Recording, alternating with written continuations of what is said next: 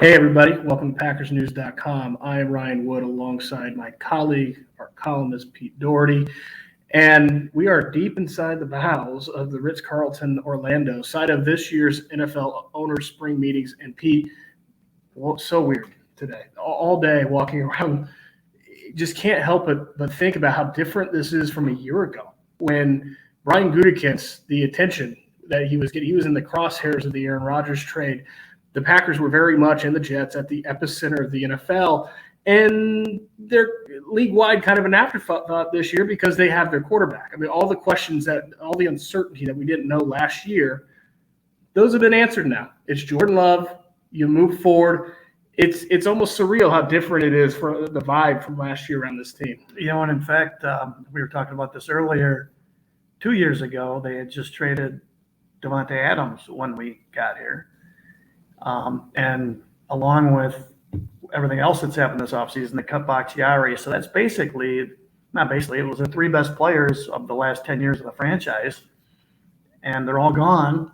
And this team's future looks pretty bright. So It just tells you that turnover is constant in the NFL. And it's always, it's out with the old, in with the new, and everybody's replaceable, even the greats. Another name there that you didn't mention, but to me, in many ways, kind of defines the biggest news of the day is they trade Davante Adams 2 years ago, they trade Aaron Rodgers last year, and they release Aaron Jones this year. And this is the first time that we've had a chance since that release happened, and the stunning departure of one of the all-time great Packers running backs, to talk about what happened with Brian Gutekunst and how did that go down. And it wasn't a trade, Pete, but in some ways, I mean, they kind of swapped Aaron Jones for Josh Jacobs. It was essentially a trade of one star for another who just happened to be 4 years younger and has led the league and has a rushing title. Brian Gutekunst took us through what happened today. I'm curious what stood out to you from what he said.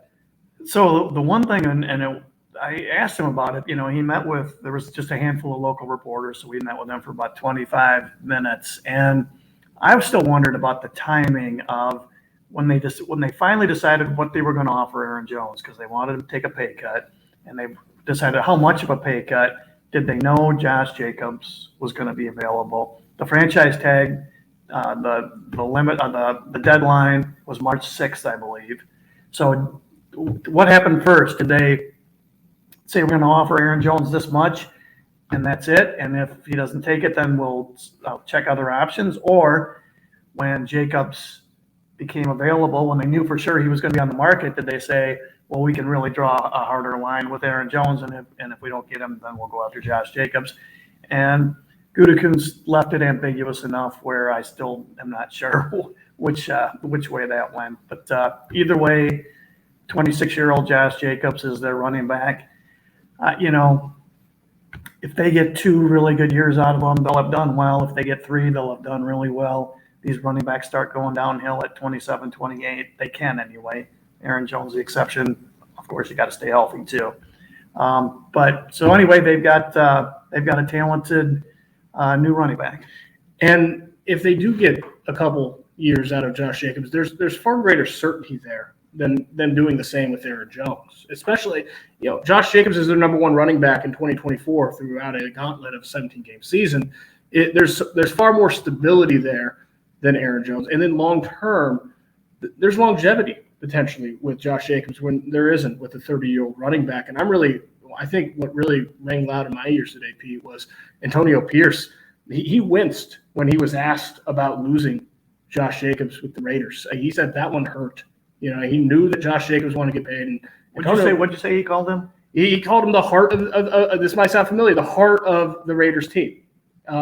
Just like Brian Gutekunst called Aaron Jones the heart and soul of the Packers team. So the Packers still have a heart in their locker room. It's a different heart. The Raiders are starting from scratch. There's no question who got the worst of this running back shuffle, as much as it did hurt and sting the Packers to lose Aaron Jones, one of their all-time great running backs. They have a promising future, and that falls in line with what you said, Pete, is the promising future that they have across the board. Yeah, and running back, you just got to keep replacing those guys. I mean, when you draft them, you can't count on getting more than 4 years. Maybe you will, but you can't count on it. And if they had re-signed Aaron Jones, I mean, I thought last year was it until he really came on at the end after missing all those games. I mean, I just find it really hard to believe this won't be his last season. Like, it just happens too fast for guys at that position. I think it's amazing that he's still a really explosive, dynamic running back at age 29, turning 30 in whatever it is next November, December, I think. I think Aaron Jones plays 15 games next season. I was thinking about, funny you asked that, I was thinking about what the over, about a week ago, what the over under would be. I'd set it at about 12. Think Josh Jacobs plays 15 games next season? I would guess so. He's got a way better chance. And the Packers are a contender in 2024. You want your best players on the field more, right? If you're contending, you weren't kidding when you said there was a handful of reporters around Brian Gutekunst this year. Yeah, we all got a chance to ask a lot of questions. It was nice. It was a lot more last year when Brian Gutekunst met with the media at the spring owners meetings in Phoenix. And again, the difference in a year. Now, the question, and there's some inherent risk here what the Packers are about to do. Brian Gutekunst said that preliminary discussions have begun with a Jordan Love contract extension, and he is going to get paid, capital PAID. There's no question about that. There's risk when you're paying him off essentially 600 throws. So here's the question I want to ask you, and I get asked this question a lot. I do a weekly chat, and I get asked this most weeks by at least one person. Why are the Packers going to pay this guy this much when they could, if they wanted to, wait till next year and do it? Why are they going to give him this huge contract after only seeing him for one season as a starter and basically a half season plus a little bit where he played at a really high level? And basically, what was Brian Gutekunst's answer as to why they feel okay about taking that risk?